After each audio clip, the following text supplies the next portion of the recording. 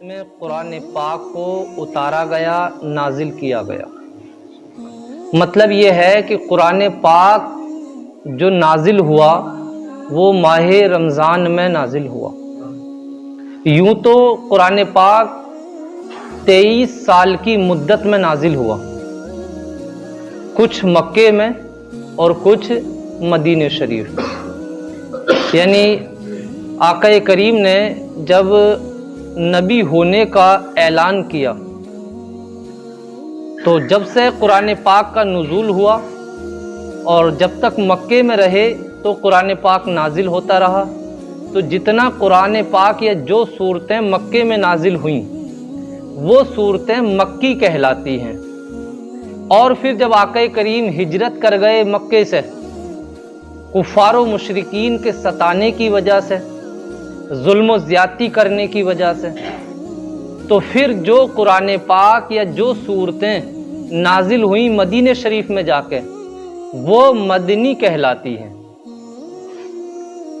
تو قرآن پاک کا پورا نزول جو ہے 23 برس کی مدت میں ہوا، اور ضرورت کے مطابق جیسے جیسے ضرورت آتی رہی قرآن پاک کا نزول ہوتا رہا۔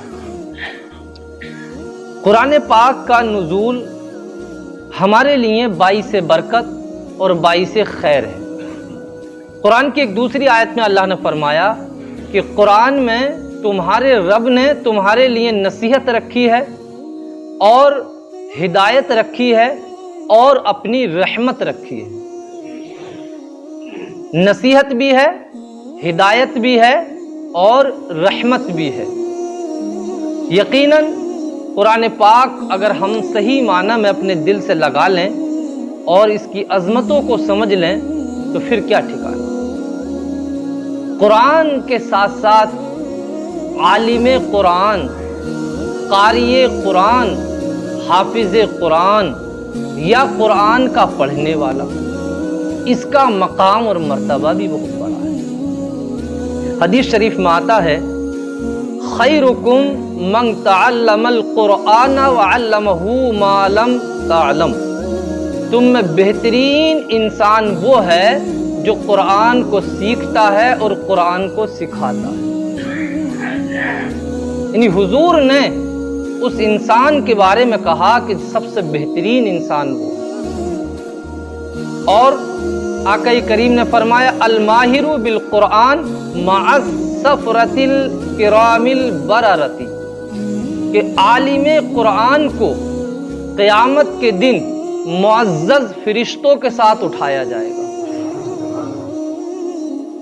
اور مصطفیٰ جان رحمت نے فرمایا فمن اکرمہم فقد اکرمنی، کہ جس نے کسی حافظ قرآن کی، عالم قرآن کی، قاری قرآن کی عزت کی، یہ میرے لفظ نہیں ہے، حدیث کے لفظ، جس پر ایمان ہے ہمارا،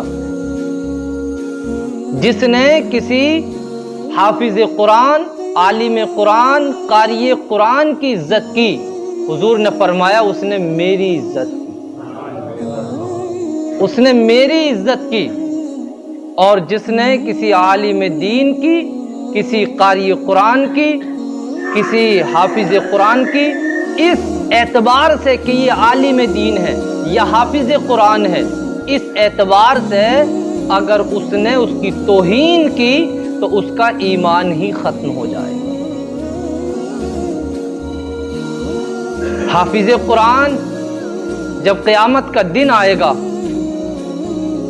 وہ حافظ قرآن کہ جس نے حلال کو حلال جانا، حرام کو حرام جانا اور قرآن کے بتائے ہوئے راستے پر عمل کیا، تو قیامت کے دن وہ ان لوگوں کی شفاعت کرے گا کہ جن پر جہنم واجب ہو چکا ہوگا۔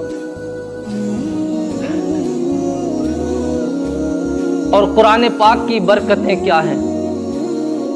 حضرت ابو ہریرہ فرماتے ہیں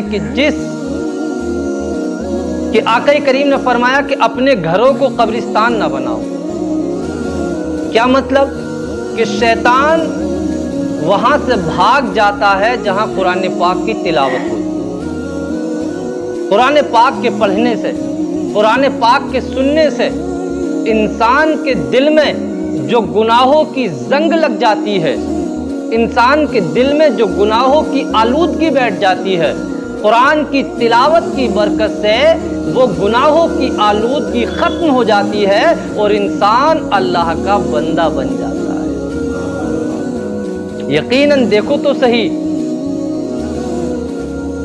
بادشاہ محمود غزنوی کہیں دوران سفر جا رہے تھے، رات کا وقت ہوا، سوچا چلو کہیں آرام کر لو۔ جب ایک گھر میں گئے، صاحب مکان نے انہیں کمرہ دے دیا آرام کرنے کے لیے۔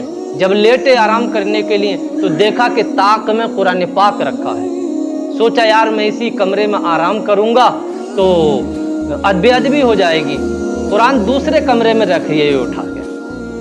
پھر سوچا یار بتاؤ قیامت کے دن کیا جواب دوں گا کہ میں آرام کرتا رہا اور قرآن پاک کو دوسرے کمرے میں اٹھا کے رکھ آیا۔ بس اسی خیال میں قرآن پاک پھر اٹھا کے لائے اور اسی کمرے میں رکھ لیا اور ساری رات بیدار رہے، جاگتے رہے۔ جب محمود غزنوی کا انتقال ہو گیا تو کسی نے دیکھا کہ آپ جنت کے باغوں میں ٹہل رہے ہیں۔ پوچھا کس وجہ سے؟ کہا قرآن پاک کا ادب و احترام کرنے کی وجہ سے۔